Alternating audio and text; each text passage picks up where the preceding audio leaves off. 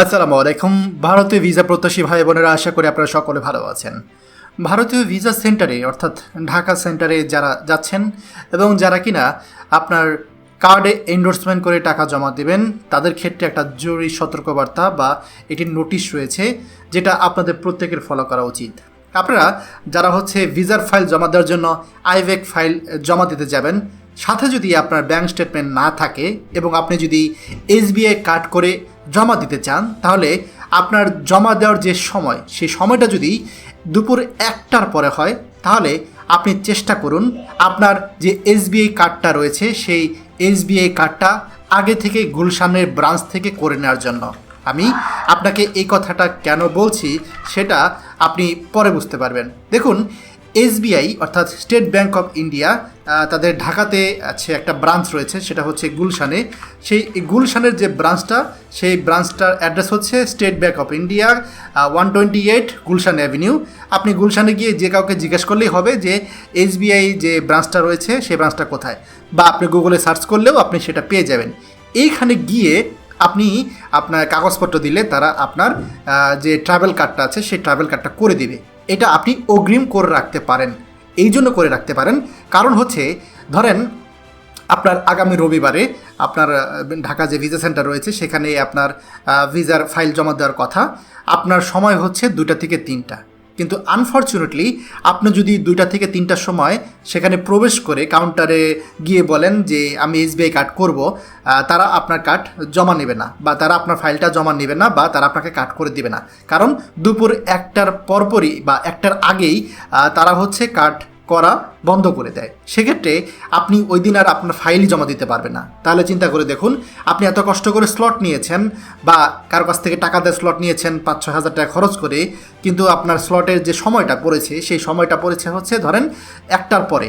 তো 1টার পরে যারাই যাবেন তারা আর এসবিআই কার্ড নিতে পারবেন না। যদি এমন হয় যে আপনার সকালবেলা 9টা থেকে 10টা, 10টা থেকে 11টা, 11টা থেকে 12টা, তাহলে আপনার সমস্যা নেই, আপনি গিয়ে ওইখান থেকে এসবিআই কার্ডটা আপনি করতে পারবেন। কিন্তু যদি এমন হয় দুপুরে 1টার পরে পড়েছে, তাহলে কিন্তু আপনি আর এসবিআই কার্ড আপনি ওইখান থেকে আর করতে পারবেন না। ফলাফলস্বরূপ আপনি আপনার ভিসার কাগজপত্র জমা দিতে পারবেন না। তো আমার পরামর্শ আপনি যদি সত্যি ব্যাঙ্ক স্টেটমেন্ট ছাড়া এসবিআই কার্ড করে জমা দিতে চান, তাহলে গুলশানে যে এসবিআই ব্রাঞ্চ রয়েছে, এসবিআইয়ের একটা শাখা রয়েছে, সেখানে গিয়ে সেম জিনিসগুলোই আপনার পাসপোর্টের কপি, এনআইডি কার্ডের কপি, আপনার ছবি আর আপনার টাকা নিয়ে যান। ঠিক আছে, সেই টাকা $200 সমপরিমাণ নিয়ে যাবেন। $200 সমপরিমাণ বর্তমানে 26-27 হাজার টাকা। সেই টাকাটা নিয়ে আপনি কার্ড করুন, সেই কার্ডটা নিয়ে এসে জমা দেন ফটোকপি সহ, আপনার ভিসা হয়ে যাবে। কিন্তু যদি আপনি সেম জিনিসই আপনি অপেক্ষায় রেখে দুপুর 1টার পরে যান, যেটা আপনার সিরিয়াল, তাহলে আপনার সেদিন আর আপনার ফাইলই জমা দিতে পারবেন না। ফলাফলস্বরূপ ওই দিন আপনার নষ্ট, আপনাকে নতুন করে আবার টাকা জমা দিতে হবে, নতুন করে আপনি আবার স্লট নিয়ে আবার ফাইলের জন্য অপেক্ষা করতে হবে।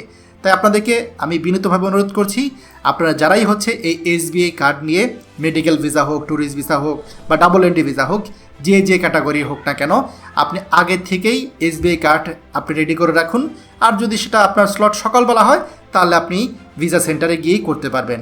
এই জিনিসটা অনেকেই জানেন না। আমি এটা নিজে ব্যক্তিগতভাবে দেখেছি। আমার সামনে একজন লোক দাঁড়িয়েছিল সিরিয়ালে কাগজপত্র জমা দেওয়ার জন্য।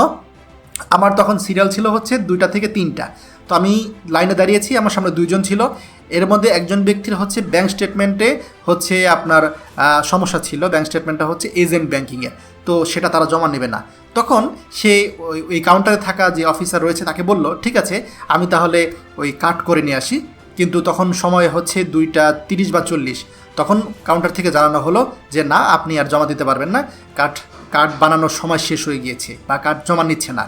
তো এই অবস্থা। আপনারা যারা তাই ভিসা জমা দিতে যাবেন বা ভিসা করতে যাচ্ছেন, দয়া করে এই বিষয়টা অবশ্যই মাথায় রাখবেন। এই ভিডিওটা খুবই গুরুত্বপূর্ণ, দয়া করে সবার সাথে শেয়ার করুন যাতে করে কেউই ভিসা সেন্টারে গিয়ে ফেরত না আসে।